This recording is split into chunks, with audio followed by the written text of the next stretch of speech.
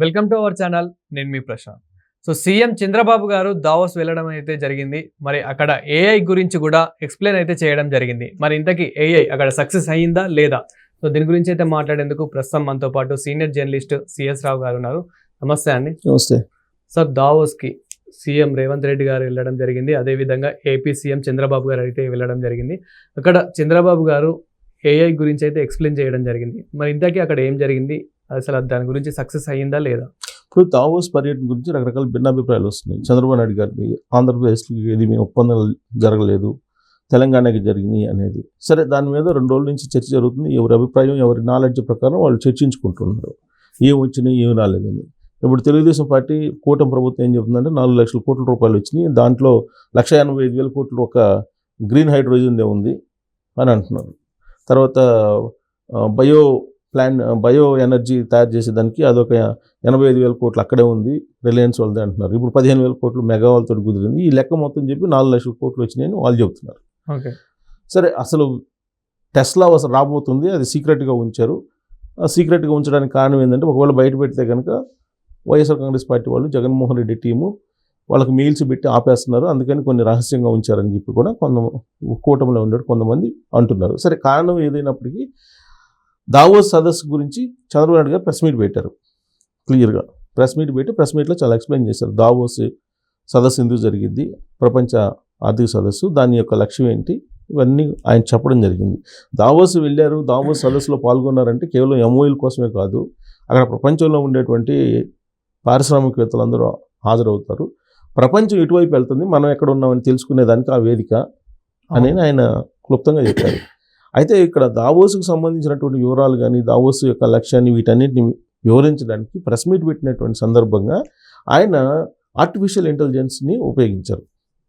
అది చూసిన తర్వాత కెమెరామెన్స్లో ఒక రకమైనటువంటి ఆందోళన బయలుదేరింది. కారణం ఏంటంటే, 10 కెమెరాలు ఉపయోగించాల్సిన చోట ఒక ఏఐ ద్వారా సింగిల్ కెమెరాతోటి ఆ 8 కెమెరాలను కూడా ఏఐని ఉపయోగించి అవుట్పుట్ ఇవ్వడానికి ఒకళ్ళనే, అంటే 8 కెమెరాలకి 8 కెమెరాలు ఉన్నాయి అనుకో, 8 మంది ఉంటారు కదా, లేదు 10 మంది ఉంటే 10 మంది ఉంటారు.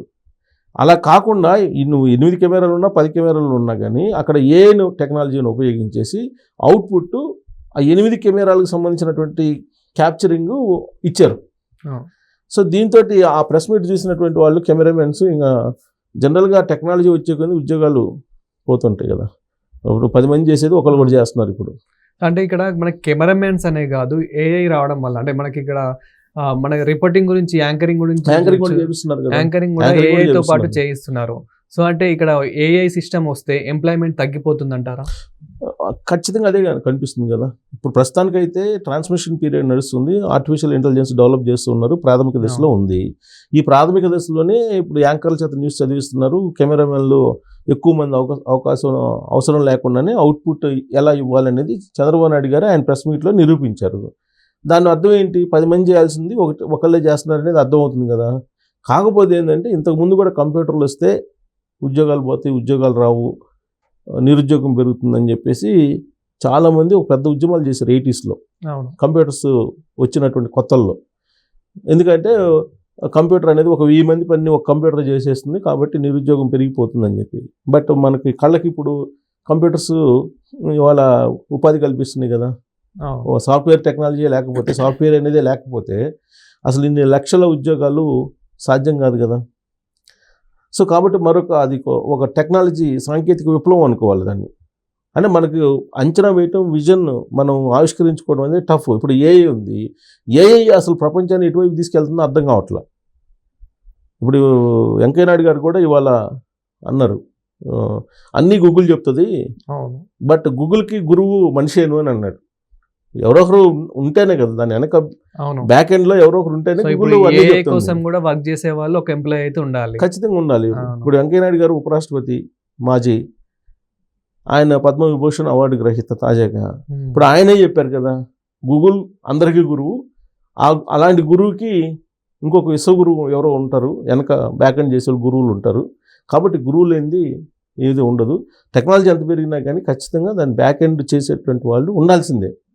ఎగ్జాంపుల్ అదే, ఇప్పుడు సాఫ్ట్వేర్ వచ్చినప్పుడు ఇలానే అనుకున్నారు, అయితే ఇప్పుడు ఏఐ వచ్చిన తర్వాత అది ఎటువైపు తీసుకెళ్తుంది ప్రపంచాన్ని అనేది కూడా అర్థం కావట్లేదు. ఇప్పుడు అంతరిక్షంలోకి వెళ్తున్నారు, అంతరిక్షం మీదకి ఇప్పుడు ట్రావెల్ చేయడానికి ఇప్పుడు ఆయన ఏం చేస్తున్నాడు, ఎలన్ మస్క్ రాకెట్ని తయారు చేసేసి పంపిస్తున్నాడు. ఇప్పుడు విమానంలో మనం ఇండియా నుంచి ఇంకో దేశం వెళ్ళినట్టు, ఆ దేశం నుంచి ఇండియాకి వస్తున్నట్టు చంద్రమండలం ఇంకొక అంతరిక్షంలోకి వెళ్ళిపోయేసి మళ్ళీ రిటర్న్ వచ్చే టెక్నాలజీని ఆయన ప్రైవేట్ స్పేస్ ఏర్పాటు చేసి ఆయన చేస్తున్నారు కదా.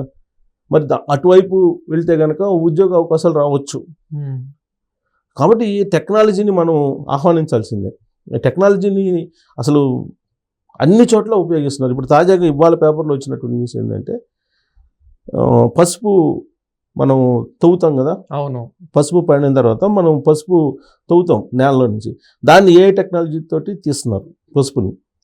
అంటే వ్యవసాయానికి కూడా ఏ టెక్నాలజీని ఉపయోగించి నీకు ఇవాళ కూలీలు కొరత, వ్యవసాయం చేయడానికి వ్యవసాయం ఎందుకు అనుకుంటున్నారంటే కూలీలు కొరత ఉంది. అందుకని టెక్నాలజీని విస్తృతంగా ఉపయోగిస్తే కనుక డెఫినెట్గా లాభాలు కొన్ని ఉంటాయి. రైతులకు మాత్రం మంచి బెనిఫిట్ అనే చెప్పాలి. ఎందుకంటే ఇప్పుడు రాను మీరు అన్నట్టు చాలా మంది అయితే తగ్గిపోతున్నారు, పని చేసే వాళ్ళు అయితే. లేబర్స్ అనే వాళ్ళు ఎక్కువ దొరకడం లేదు యాక్చువల్లీ. ఒక వ్యవసాయ రంగమే కాదు, వ్యవసాయ రంగం కాదు, అన్ని రంగాల్లో. ఇంతకుముందు మన సిమెంట్ ఫ్యాక్టరీ చూస్తే కొన్ని వందల మంది పనిచేసేవాళ్ళు. ఇవాళ సిమెంట్ బయటికి తీసేటప్పటి దగ్గర నుంచి మీకు మళ్ళీ బ్యాగ్స్ తయారు చేసి బస్తాలు కట్టేసి కుట్లు వేసేంత వరకు మొత్తం వచ్చేస్తుంది. అయినంత మాత్రం ఉపాధి అవకాశం పోయిందంటే ఉంది. ఉపాధి అవకాశాలు వేరే మార్గం ద్వారా వస్తాయి. ఒక డోర్ క్లోజ్ అయితే ఇంకో డోర్ ఓపెన్ అయ్యి ఉంటుంది ఎప్పుడు కూడా. సో ఇప్పుడు ఆర్టిఫిషియల్ ఇంటెలిజెన్స్ కూడా అలానే. అందుకే చంద్రబాబు నాయుడు గారు రాబోయేది వంటిది డీప్ టెక్నాలజీ, ఆర్టిఫిషియల్ ఇంటెలిజెన్స్ సంబంధించినటువంటి ఒక ప్రపంచం రాబోతుంది టెక్నాలజీ. దాన్ని అందిపుచ్చుకోవాలని చెప్పి ఆయన చెప్తున్నారు. అందుకే వర్క్ స్టేషన్స్ ఏర్పాటు చేస్తున్నారు. వర్క్ స్టేషన్స్ ఏర్పాటు చేసి అసలు ఎవరు కూడా ఆంధ్రప్రదేశ్ నుంచి విదేశ దేశాలకు వెళ్లకుండా, ఇతర ప్రాంతాలకు వెళ్లకుండా, వలస వెళ్లకుండా అసలు అక్కడే కూర్చొని పని చేసుకునేటువంటి ఏర్పాట్లు ఆయన చేస్తున్నారు. అదంతా ఏఐ టెక్నాలజీ ద్వారా సాధ్యము, డీప్ టెక్నాలజీ ద్వారా సాధ్యం అని చెప్పి ఆయన చెప్తున్నారు. దానికి సంబంధించిన ఒప్పందాలు కూడా కుదుర్చుకున్నారు. ఆ విషయాన్నే ప్రెస్ మీట్ ద్వారా చెప్పారు, ఆయన ప్రత్యక్షంగా నిరూపించారు. టెక్నాలజీ విషయంలో భారతదేశంలో ఉండేటువంటి ఏ ముఖ్యమంత్రికి అందనంత ఎత్తున చంద్రబాబు నాయుడు గారు ఉన్నారని చెప్పి చెప్పచ్చు. దీంట్లో ఎలాంటి సందేహం లేదు, అభ్యంతరం పెట్టాల్సిన అవసరం కూడా లేదు ఎవరు. ఎందుకంటే ఆయన రాజకీయ చరిత్రను చూసి, ఆయన టెక్నాలజీని డెవలప్ చేసినటువంటి దాన్ని చూస్తే కనుక ఆయన టెక్నాలజీ మీద అపారమైనటువంటి అనుభవం ఆయనకి ఉంది, టెక్నాలజీని అందిపుచ్చుకునేటువంటి అనుభవం. సో కాబట్టి ఆయన ఇప్పుడు ఏఐ అనే దాన్ని ప్రత్యక్షంగా మీడియాకే చూపించారు.